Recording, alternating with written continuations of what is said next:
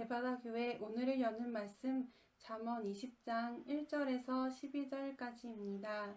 제가 가진 성경으로는 구약 932쪽입니다. 포도주는 거만하게 하는 것이요 독주는 떠들게 하는 것이라. 이에 미혹되는 자마다 지혜가 없느니라. 왕의 진노는 사자의 부르짖음 같으니 그를 노하게 하는 것은 자기의 생명을 해하는 것이니라. 다툼을 멀리하는 것이 사람에게 영광이거늘 미련한 자마다 다툼을 일으키느니라. 게으른 자는 가을에 밭 갈지 아니하나니 그러므로 거둘 때에는 구걸할지라도 얻지 못하리라. 사람의 마음에 있는 모략은 깊은 물 같으니라. 그럴지라도 명철한 사람은 그것을 길어내느니라. 많은 사람이 각기 자기의 인자함을 자랑하나니 충성된 자를 누가 만날 수 있으랴. 온전하게 행하는 자가 의인이라. 그의 후손에는 복이 있느니라. 심판 자리에 앉은 왕은 그의 눈으로 모든 악을 흩어지게 하느니라.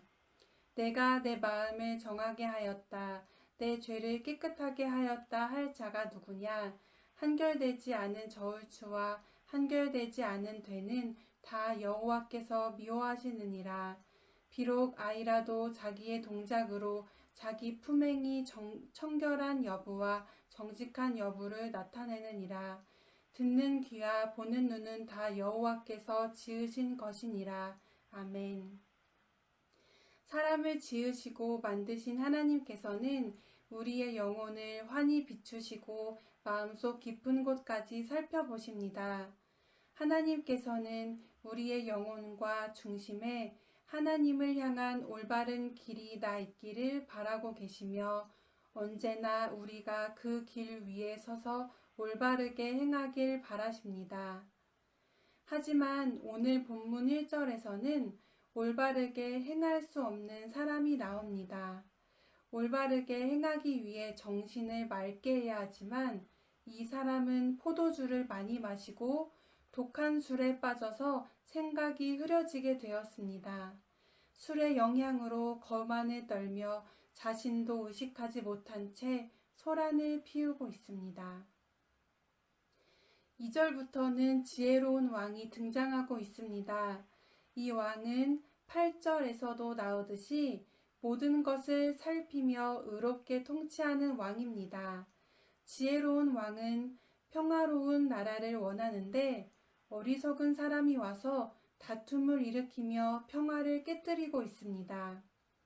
서로 편을 나누고 분쟁을 일으킵니다.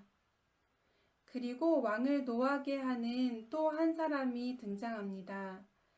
전도서 5장 9절 하반절에는 왕이 있으므로 백성은 마음 놓고 농사를 짓는다라는 말씀이 있습니다. 그런데 이 게으른 사람이 와서 이 게으른 사람은 왕을 무시하며 밭을 갈지 않습니다.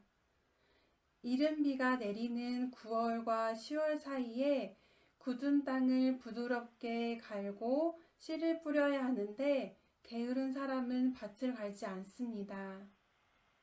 잠언 28장 19절에는 밭을 가는 사람은 먹을 것이 넉넉하지만 헛된 것을 꿈꾸는 사람은 찌들게 가난하다는 말씀이 있습니다. 아마도 게으른 사람은 그 마음속에 밭을 갈지 않아도 거둘 때 먹을 곡식을 얻을 것이라고 헛된 마음을 가졌던 것 같습니다. 이렇게 왕의 마음을 헤아리지 못한 다툼을 일으키는 사람과 게으른 사람은 왕의 진노를 일으킵니다. 사자의 부르짖음과 같은 왕의 진노로 어리석은 자들은 생명이 위험하게 됩니다. 하지만 지혜로운 사람은 마음 깊은 곳에서부터 모략이 있습니다. 왕의 뜻을 헤아릴 줄 알고 깊은 물과 같은 마음속 모략을 길러낼 수 있는 행동력을 갖고 있습니다. 6절 말씀입니다. 많은 사람들이 왕 앞에 와서 자신의 인자함을 자랑합니다. 하지만 신실한 사람, 충성된 사람을 만나기는 어렵습니다. 이처럼 진실한 사람, 충성된 사람을 만나는 것은 어렵지만 그럼에도 불구하고 완전함으로 걸어가며 완전함을 행하고 있는 의인들이 있습니다. 그들의 후손들은 복을 누리게 됩니다. 온전하게 행하는 자가 의인이라 그의 후손에게 복이 있느니라. 아멘. 왕은 이제 심판의 자리에 앉아 모든 것을 보고 있습니다. 모든 것을 꿰뚫어 본 왕은 나라의 악을 없애려 모든 악을 흩어지게 합니다.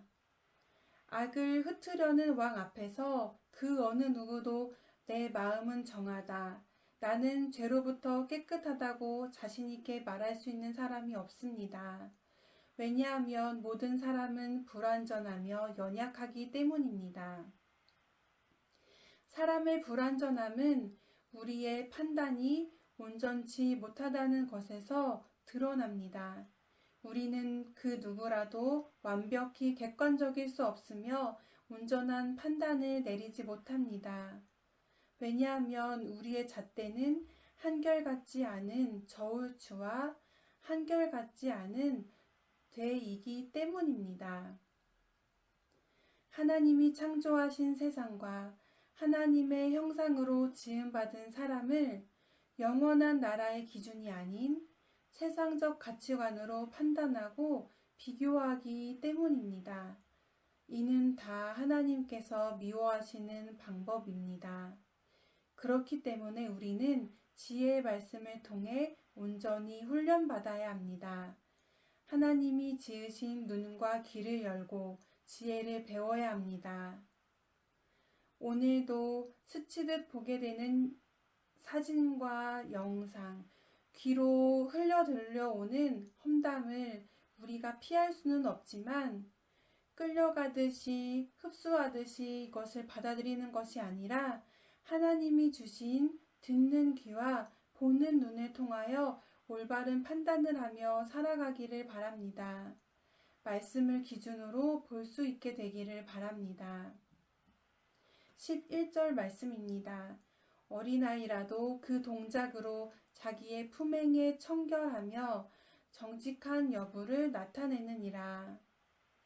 우리의 외적인 행동은 우리의 내적인 마음 상태를 드러냅니다.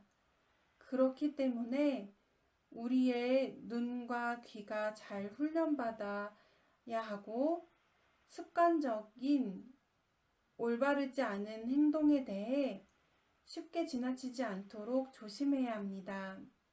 언제나 우리 안에 지혜가 가득하여 악을 분별하고 악을 깨닫고 악의 모양이라도 흩으시기를 바랍니다.